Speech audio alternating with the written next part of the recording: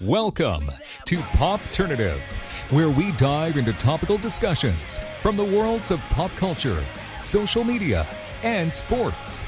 Here is your host, Peter Remoliotis, aka PD Beats. Hello and welcome to Popternative. This is the podcast and talk show where we have digital discussions, the worlds of TV, film, music, news, lifestyle, sports, everything really, depending on the guest. We talk about it all. As always, I'm your host, Permiotis. On social media, you know me as Peter Beats. My guest is a singer-songwriter, does a genre that some people call mermaid pop. We're with GEdina. GEdina, welcome to Popternative. Thank you so much for having me. I'm so excited to be here. I'm really excited to chat with you. I am curious, this whole mermaid music, mermaid theme and pop that you kind of put out for the world to see, when did that kind of start for you? And when did that go from an idea to an actual realization? So I've been singing for as long as I can remember. I came out of the womb wailing, and I've also been a water baby my whole life. So put those two things together, mermaid music's always been in my realm. And in terms of really embodying what it means to be in the mermaid mentality, really over the last couple of years, looking and doing inward work and taking myself on, I decided that really the representation of the mermaid mentality comes through my music. Absolutely. And everything too that I thought about it, people, read stuff about you, check out your music, see your music videos, has the mermaid aspect of things. There's obviously a lot of stuff out there to listen to, to consume. Is it safe to say too that, do you ever think about, the mermaid pop thing as a way to differentiate yourself from other artists as well, GEdina? Yeah, I mean, I think that for me, being a mermaid is something that's unique and it's special, and it's something that I specifically relate to. And if there's other people that can relate to it as well, it's just a perfect way to set the tone for what people will experience when they hear my music and when they connect with me as a woman, as a CEO, as just a human being on this planet. Absolutely. Yeah, because you have your own record label as well, which is really cool. I'm super pumped. I started Fourth Door Records about 18 months ago, and it's a hybrid VC model, which is very different and, disruptive in the music industry. And it's a way for artists to maintain ownership in their career while baking and creating in an ecosystem of individuals who want to create family at the same time. And over the top of all of it is the blanket of what we're calling affirmational pop music. So there's intention, there's mindset, there's value behind what we're doing. And we're also backing it with products to create a community for people and consumers who are both taking themselves on and also want to listen to music and have products at the same time. Absolutely. When did it come to be where, again, you have this idea, you want to be an entrepreneur, you want to not just be singer-songwriter, you want to be in the business, you want to have your record label. When did the ideas get into motion, basically, for you in terms of your record label? When did that all start for you? For me, it's always been a goal and a vision to be at the head of a company. In terms of the label specifically and how it came to be, I was in a leadership course, and I was asked to go in front of the room in one of the first sessions, and they said, "Tell us what your vision is."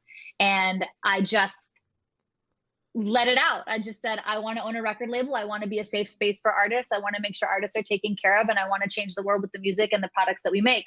And I was like, oh, there we go. There it is. Let's go have that happen. And so it was a wrap from that point on.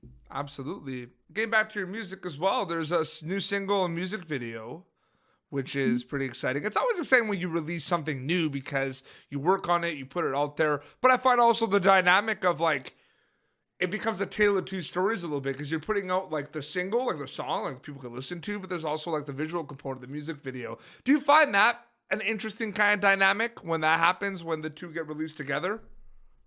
So I'm gonna plus up what you're saying. In this EP, there's also a spoken word piece. So it's a single, yes, and we're adding a spoken word piece to it. So now we have spoken word meets music meets visual, and we wrap that all into this package. Yeah, it's layered accessibility for people who want to be a part of it. They could see it visually, they could hear it sonically, and they could also move to it. There's all kinds of different components that are wrapped up in the content that we're creating right now. Absolutely. When you're putting together a single and when you're because you put an EP out, and then some songs could be kind of the focal point, and some won't be and some are more focal point than others in terms of single. How does that come to be? Where you do you just know when you're writing it what song is going to be the single and what's not going to be the single type thing? It's typically track 8. I don't know what's up with track 8 on my albums, but they always end up being the single or a single from the album. And then also it's just really what's speaking to the times. I would say right now with the pandemic and the uncertainty of the vaccine, and just really the one thing we can always count on is change. Change is the most consistent thing that we can count on. And right now people are looking for what is their North Star? What is the thing that calls them forth? What is the thing that anchors them in their day in and day out? And so for me, it was like a really easy decision that North Star would be the next single from the album, as a way to say to the world, like, my North Star is going to be different than yours, but you for sure get to have one. And if you do, please share with us what it is so that we can be supporting it and amplifying whatever it is that you're up to. Absolutely. It's safe to say that you kind of have this mindset in mind in terms of the genre of music that you're putting together and everything. But I find it interesting because, but you even listen to your stuff that's out there, your new music video, and for me I listen to it. There's a lot of kind of sounds going on in there. You know what I mean? You're calling it mermaid pop, but there's a lot of different sounds going out there. Is it safe to say that you agree that genres are starting to kind of be a little bit not as important, and a lot of people are just kind of like just making music rather than it just being one specific genre? Like, that's an interesting dynamic as well. Yeah, I would say that there's, artists specifically in the Grammys that are nominated in multiple categories, and it's the same music that's nominated in multiple categories. So I would say that there's definitely a blending and a meshing of different genres coming together. I think for segmentation purposes that there's some value to knowing like where you want to sit in the world in terms of music, but that doesn't mean that you're married to it or that you have to stay there. You can always shift and transform and morph as your artist career grows. Oh, absolutely. When people listen to GEdina, what are you hoping specifically they get out of your music? Like, besides it being like, oh, I like it, but like other things. I'm hoping that they take away more of them than of me. My intention is that they are empowered, they are inspired, they are activated in a way that has them saying, I can hit the ground running today. I'm able to take on my life in this way. I'm able to choose into responsibility versus being a victim to the circumstances of whatever their day might look like. And that they know they always have a place to go, that if they need a reminder of who they are, their masterpiece, that they have our music at Fourth Door Records, and specifically mine, as a place to go to light them back up. Absolutely. For you, kind of growing up, what were some kind of artists or inspirations that you kind of enjoyed listening to growing up? Well, the ladies that hung out in my bedroom with me were Mariah and Celine and Whitney and Christina. We sure had our afternoon parties. I was an only child, and so for me, I just spent a lot of time in my bedroom singing at the tops of my lungs. And thank God I had a dad who was like, "Sing louder! You're not singing loud enough." So those were my inspirations from as far back as I can remember. Absolutely. Do you find it also interesting that we're entering kind of a world where there's so much different music out there, there's so much content out there, and there's a lot of streaming services and everything? And I feel like with the pandemic, I feel like a lot of people, because everyone talks about, TV shows and binging, but I feel like something that should not be kind of forgotten is the amount of music that was like streamed during the pandemic was insane. Have you ever thought about that too, where like there's more, like people kind of are at home not going to work because of the pandemic, and there's more opportunities to kind of like focus on discovering new music as well, GEdina? I am super pumped that people are excited about finding new music. I'm also excited about the DIYs who are at home tinkering with Pro Tools and figuring out how to set up a audio interface on their computers to make sure that they're being able to make the music that they want to be making. I'm really excited. It feels like a bit of a creative renaissance. Also you'll see people on TikTok who have all of these small businesses that got laid off, and so they just started following their passion. I absolutely think that it's exciting, and I'm over the moon that people are actually taking themselves on and creating what they've always wanted created, like there's some good things that have come out of this pandemic as well. Oh, absolutely. Yeah, that's the thing too. I have like discovered so many artists of so many different genres. Like I listen to a lot of different things during this pandemic. Like my music catalog, like, I've discovered some of my favorite bands from the pandemic, which I think is pretty Like what? cool. What are some of your favorite bands? I'm into a lot of different things, but there's this band of brothers called Radkey that just do this really cool punk rock thing. Kind of has like Danzig Misfits vocals with just like Green Day riffs on top, and I discovered them during the pandemic, and it's so cool. And then like I listen to a lot of like really really heavy music too as well. Like there's like a heavy, like the metal stuff. Like there's a deathcore band called Brand of Sacrifice, which put out one of the greatest like metal like albums of all time just this year.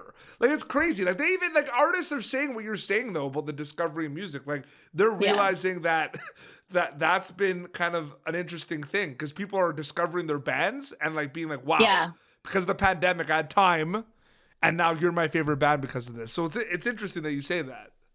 I could go deep into the playlist. I could go deep into the folds of my friends and what they're listening to and what they're liking on Spotify. And I'm pumped about hearing all the new music. I am an avid music listener. Yeah. I'm what are you known listening to play her lately? songs. I'm pretty pumped on Tate McRae's Slower. I know she was a guest on your show. I loved Slower is definitely on replay. India Ari's last album was pretty impressive and impactful. Alicia Keys' Underdog. There's so much good music out right now. It's crazy. Yeah, those are at least a few tracks. I've always been that person that I'd never like limiting myself in terms of like the stuff like music. Like I literally listen to I listen to so many genres of music. Like it's crazy. Like I also listen to Tate McRae, and then I listen to that band I was telling you, Brand of Sacrifice, which is like the complete opposite of the spectrum. You know what I mean? Totally get it. But it's so cool though too. Like because I like the music video aspect of it too. Like some of these music videos are crazy too. Like they just look so cool too. Like that, I don't think that ever went away either. Like music videos. I hope they don't ever go away. I mean, shooting them are really fun. This last one that we shot for North Star and the Mermaid Mentality was insane. Mm-hmm. As a swimmer and a surfer my whole life, I've always known how quickly I needed to breathe in order to get to the surface, to get air. Yeah. And I'll tell you, when you put a dress on and then you go in water, your central nervous system is going to have a really hard time figuring out how much breath you actually have left to get to the surface. So it was like 3 hours of like panic moments underwater trying to get to the surface, but also trusting myself to know that I'll be able to get to the top, and shooting underwater with like, a huge camera and all of these different lighting and, the elements, and just to be able to embody the mermaid mentality while shooting this music video. It's fun. Like it's really, really puts, pedal to the metal. And who are you? Can you really create this? Are you really authentically being yourself in this element? And for me, I absolutely love it. Oh, absolutely. GEdina, thank you so much for coming on Popternative. I really enjoyed chatting with you.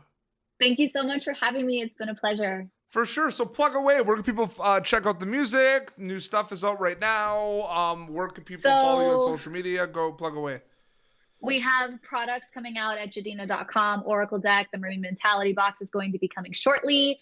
We have Instagram, social media, all the different things. Particularly, you can find me at I am GEdina, IAMGEDINA on Instagram, and also Facebook and Twitter. And yeah, come say hi, drop me a DM. I'm accessible, I respond, and I would love to connect with all of you. Amazing. Well, this has been Popternative, youtube.com/Popternative for previous episodes. Until next time, this is GEdina and PD Beats signing off. Thank you for tuning in to Popternative. Make sure to check out our past episodes of Popternative on YouTube. Be sure to like Popternative on Facebook and follow us on Twitter. This has been an Autograph Communications production.